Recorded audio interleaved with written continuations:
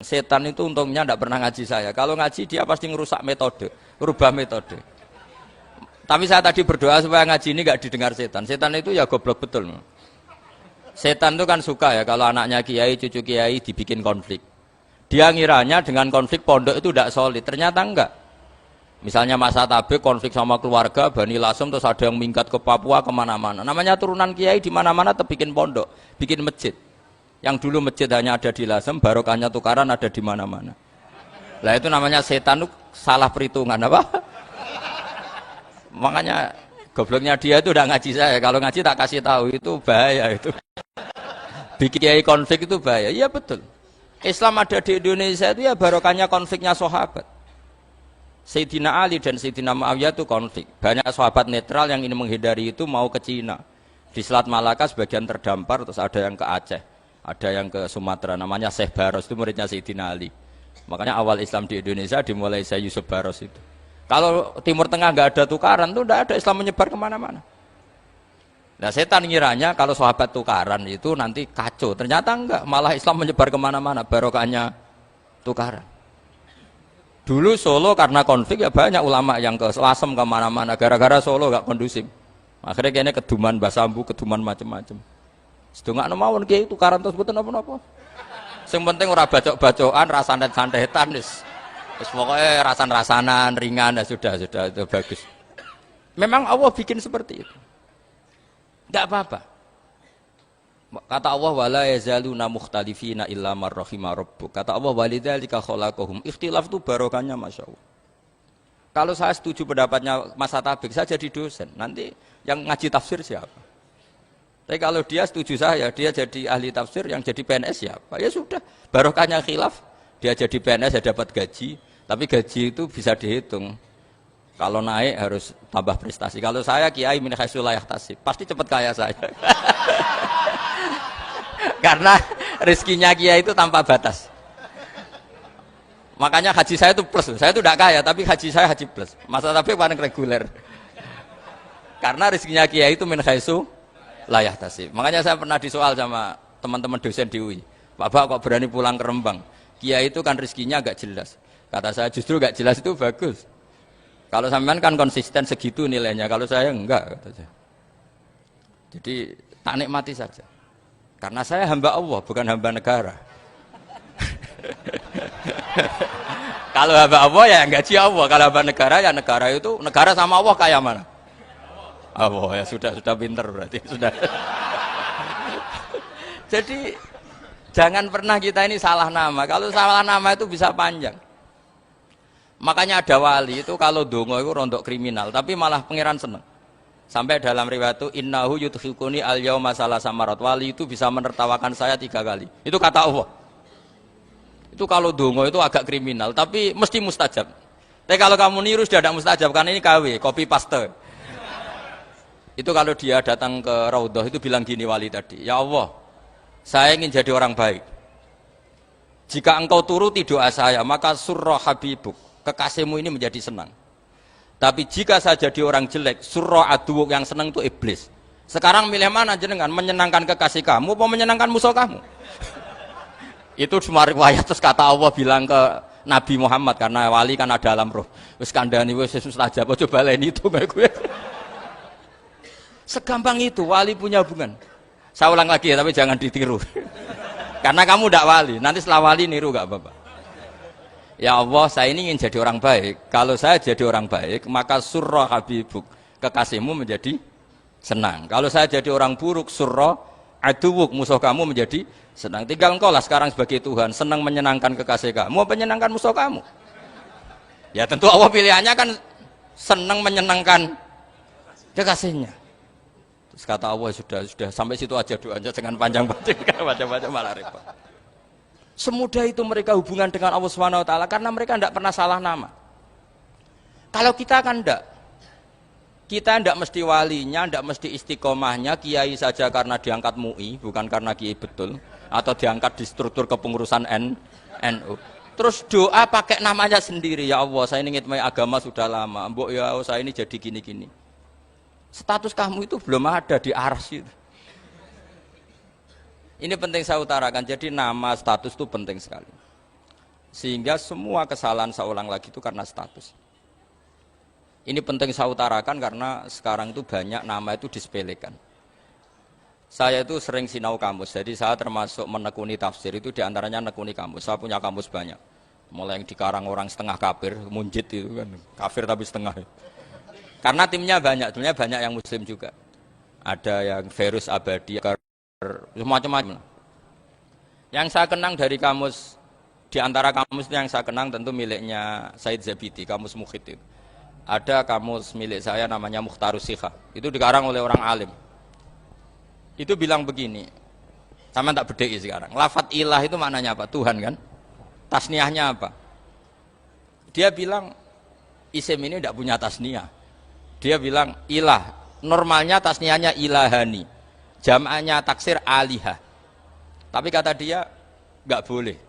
Lughat seperti itu nggak boleh. Karena kullusmin harus yadullu ala aini musammahu.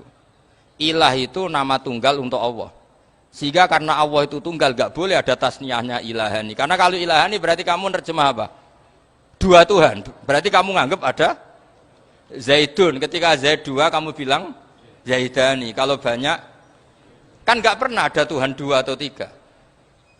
Makanya kata pengarangnya itu Abu Bakar Ar-Razi itu kata beliau, wahadal ismu la musanna lahu wala jam'a wa innama jama'uhu wa sannauhu katanya.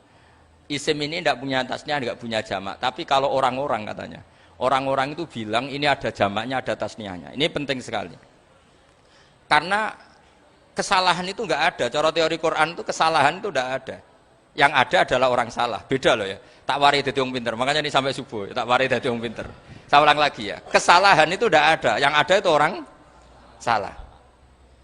Pernah ada enggak 1 tambah 1 15? Enggak ada kan? Tapi kalau orang salah bilang 15, ada. Pernah enggak putih ini hakikatnya hitam? Enggak pernah kan? Tapi kalau orang salah, misalnya Rabun bilang ini hitam, ada. Sehingga ini penting, ini dalam teori ilmu mantek. Setiap Allah menyalahkan mereka, itu kata Allah, yaquluna bi afwahihim. Mereka itu melafatkan dengan mulut mereka bahwa Tuhan itu 3 misalnya, bahwa Lata Hubal itu Tuhan. Itu kalimat yang keluar dari mulut mereka tapi tidak menunjuk hakikat. Makanya kata Allah, kaburas kalimatan takhruju min afwahihim. Sungguh kalimat itu kalimat kriminal betul yang keluar dari lisan mereka. Karena apa? Normalnya kalimat itu tadullu ala musammahu atau musammaha. Yang namanya kalimat misalnya putih yang menunjuk putih, hitam menunjuk hitam. Nah kalau Tuhan yang menunjuk Allah, Tuhan kok ditunjukkan ke batu? Itu kan kacau. Tuhan kamu siapa? Hubal, itu batu apa Tuhan? Batu. Tuhan kamu siapa? Yesus. Yesus itu manusia apa Tuhan? Manusia. Makanya kata Allah, kaburos kalimatan takhruju min, mesti tulisannya iyaquluna illa kadiba. Ini penting saya utarakan. Jadi makanya kesalahan itu tidak ada, yang ada itu orang salah. Makanya kata Allah, ja'al haqqu wa zahaqal batil. Kalau ada hak pasti batil itu hilang. Tapi orang yang meyakini kebatilan banyak, tapi kebatilan itu tidak ada. Pernah ada enggak 1 tambah 1 15? Enggak pernah ada kan? Tapi kalau orang bilang itu ada. Ini penting saya utarakan. Makanya kamu jangan janggal. Kata Allah, ja'al haqqu wa zahaqal batil. Ternyata sekarang kebatilan ada di mana-mana. Barang batil itu enggak pernah ada. Yang ada pelakunya. Misalnya nyon sewu misalnya gini. Zina itu mengenakkan apa enggak? Kata orang yang ahli nafsu mengenakkan. Tapi hakikatnya tidak pernah mengenakkan. Sekarang tanyakan yang pernah melakukan itu, yang terhantui dosa oleh itu. Hakikatnya menyakitkan apa mengenakkan? Menyakitkan. Tapi yang bilang mengenakkan ada, tapi hakikatnya tetap menyakitkan. Nah, semua kesalahan manusia itu dimulai cara membahasakan. Mengambil uang negara korupsi itu kata yang baru keturutan nafsu nih. Enak punya uang banyak, mengenakkan. Tapi kata yang sudah ketangkep, menyakitkan. Nah faktanya korupsi itu dihisap sampai akhirat. Statusnya itu menyakitkan apa mengenakkan? Menyakitkan. Andai kan orang menstatuskan korupsi menyakitkan, maka akan menjauhi korupsi. Makanya semua kesalahan itu dimulai dari salah memberi nama. Ini penting saya utarakan supaya kamu kalau menafsirkan Quran itu nanti terus benar. Makanya setiap kesalahan kata Allah apa? Kaburas kalimatan takhruju min afwai. Nah kalau kalimat itu nyata, kata Allah kalimatu haqqin aliyah nahya wa aliyah namut wa aliyah nub'as. Atau katanya istilah pangeran dzalika bi anna Allaha wal haqqu wa ma yatuna min dunihi wal batil.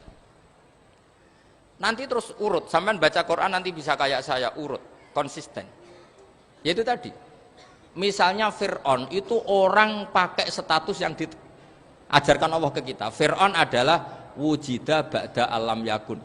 Fir'aun adalah makhluk yang sekarang ada, tapi dulu-dulunya tidak ada. Padahal sebelum ada Fir'aun sudah ada bumi, ada langit, ada matahari. Sebelum ada Yesus, ada Isa, sudah ada bumi, ada matahari. Artinya apa? Zaman langit bumi ada, penyebabnya Isa apa enggak? Enggak kan? Karena dia ada setelah adanya langit dan bumi. Fir'aun juga gitu. Yesus juga gitu, semuanya begitu. Makanya Allah mengajari kita apa? Hal ata alal insani hinum minad dahri lam yakun syai'am madhkura. Katakan manusia itu siapa? Manusia adalah makhluk wujud yang dulu tidak ada. Sekarang banyak enggak orang yang sudah kaya sebelum Pak Jokowi jadi presiden, sebelum Pak SBY jadi presiden, sebelum Pak Karno jadi presiden? Banyak enggak yang sudah kaya sebelum? Banyak kan? Artinya yang mengkayakan itu presiden Pak Allah. Allah. Sekarang kamu miskin, kamu nggak bisa nyalahkan Pak Jokowi. Sebelum Pak Jokowi presiden kamu sudah miskin. Ya, artinya yang memiskinkan itu presiden apa takdir? Takdir. Makanya wa anna ila rabbikal muntaha wa annahu adhaka wa abka wa annahu amata wa ahya wa annahu khalaqaz zawjaini dzakara wal unsa. Jadi kita miskin ya karena kehendak Allah, kita kaya kan semua itu karena Allah. Tapi kita terjebak hukum modern. Nak presiden iki sejahtera, nak iki ora. Ya mungkin secara bahasa syariat mungkin ada benarnya, tapi kita ini kan dilatih ilmu hakikat. Tak ulang malam 13 Dzulhijjah masuk ilmune cek syariat tok.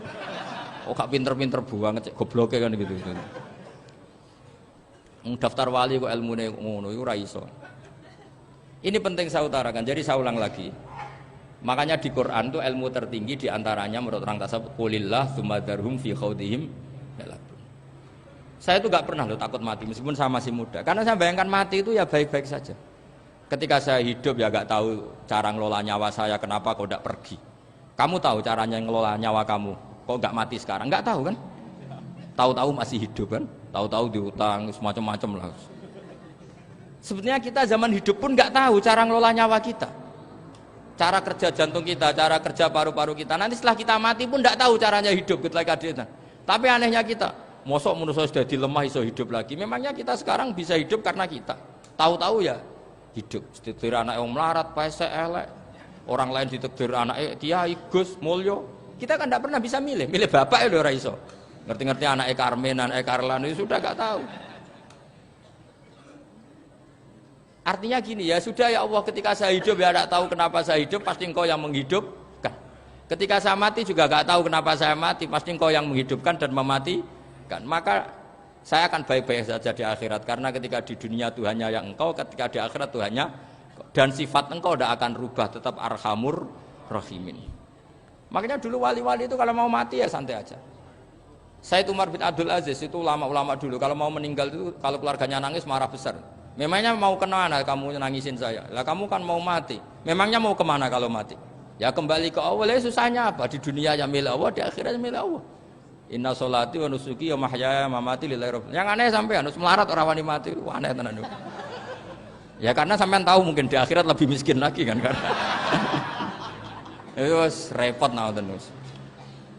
Coba kalau dari awal kita menstatuskan diri kita biadillah. Inna sholati wa nusuki wa mahyaya wa mamati. Tapi kamu salah status. Mengatakan kehidupan adalah momen untuk mencari kesejahteraan. Kehidupan adalah momen untuk cari karir. Kamu mensifati kehidupan secara salah. Jika kamu terjebak nyari karir, nyari kaya. Coba kalau kamu pakai mazhabnya Sufi, kehidupan adalah pemberian dari Allah untuk kembali kepada Allah. Kematian ya seperti itu. Akhirnya ya santai saja. Inna sholati wa nusuki wa mahyaya wa mamati lillahi rabbil alamin.